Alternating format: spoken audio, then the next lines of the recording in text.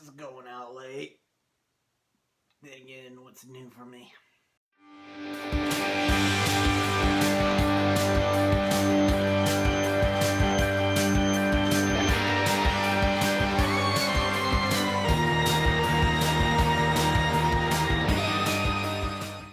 Greetings, geeks and geekerells. It is me. I am back for Titans Season 2, Episode 3.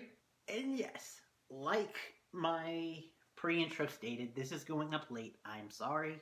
I had my JOB. My JOB involves schoolwork now, so that kind of put things off. Plus, there was some tech issues that I had to deal with. Don't get me started. Plus, I did get to go see a movie, finally. First non-superhero movie that I've seen in theaters since last year's Mission Impossible. And oh, did I choose a movie to watch. Hustlers. It was awesome. If you want to see my full thoughts on it, like full-on review, go watch my friend Mr. J's channel, where we will be doing a podcast review of it. Cinema Seekers. That will be going up technically later today because it's going up after 12. Without further ado, let's get into this. I might broad stroke it because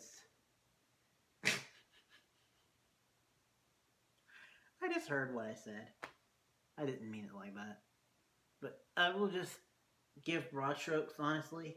Not because I didn't like it, but because there are a few things that I want to talk about, which is why I'm doing this review in the first place, instead of just saying that downright skip it this week. Let's actually jump into it.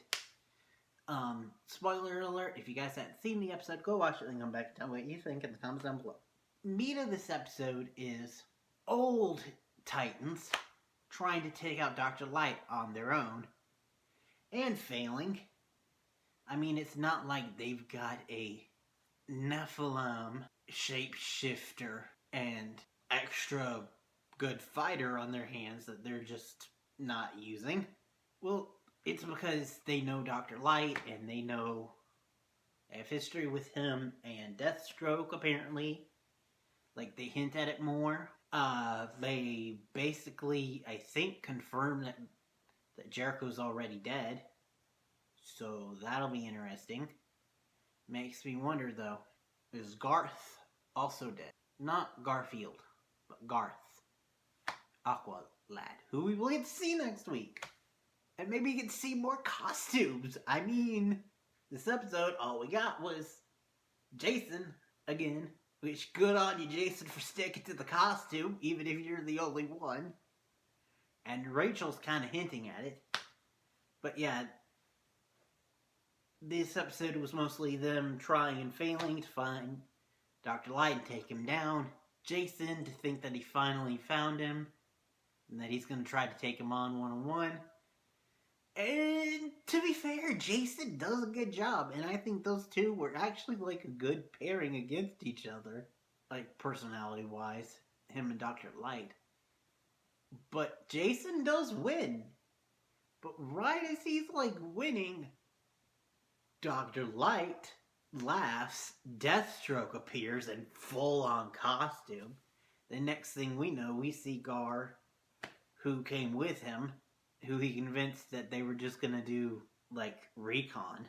Make sure Dr. Light's there. Precious Gar. Believe in Jason. He finds some blood, and it's basically implied that Deathstroke killed Jason. And initially, I thought that maybe Deathstroke was gonna kill Jason, and we were gonna get the switcheroo. Because Jason's definitely going to die this season. I mean, he's a cast member. They're getting us to like him before they kill him. But I'm thinking now that because he's being kidnapped so early, that it's going to be someone else who takes out Jason. Someone completely different. But yeah, this episode was really good, but it's just, it was a lot of character stuff. And we had backstory with Corey, where she almost gave up and went back to her home planet, which They name dropped her sister, Black Star, and I feel like she's going to play a role in this season, if not next season.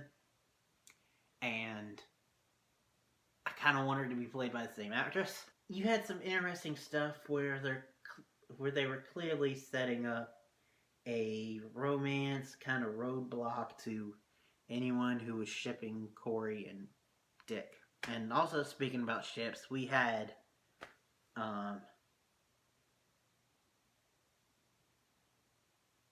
flip this episode from last episode, where it's now Hank that's yearning for the superhero life, and it's Dawn who's talking him down, which is weird.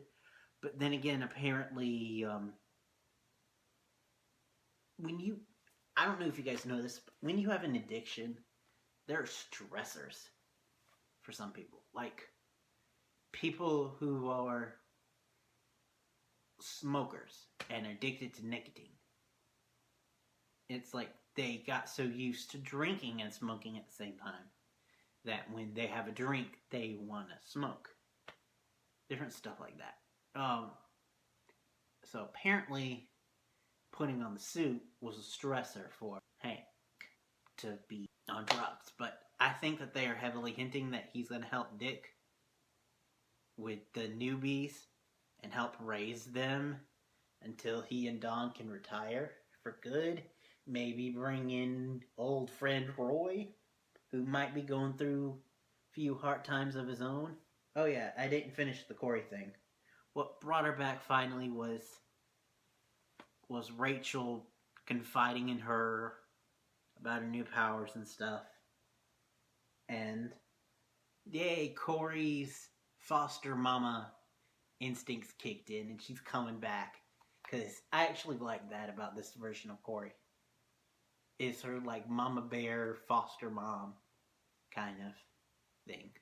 Trying to think of other things that happened. One more. Dick and Rose. Dick is not willing to let Rose go because he will not let the sins of the father, trickle down to her. And it's cool to get to see her and know her character. I like her character, and I like her and Dick's mentor-mentee relationship. It's different than him and Rachel, because him and Rachel are definitely brother and sister. But with Rose, it seems like it's more mentor-mentee, especially with the fact that they had a sparring match, which I totally geeked out about, because she was fighting with a sword, and then he started bringing out a staff that she then cut in half. So he was like, okay, bet. And so he starts fighting, which made me freak out because I love Dick with his escrimas, which, by the way, these aren't escrimas. They are taiko drumsticks. Really like this episode, but not much happened. A lot of character stuff. Can't wait for next week. Oh boy, it seems like it's going to be a big one. But, and hopefully I can get to it sooner. Thank you guys for watching. Till next time. And beyond. I have been going full force for 20 hours straight. Oh boy.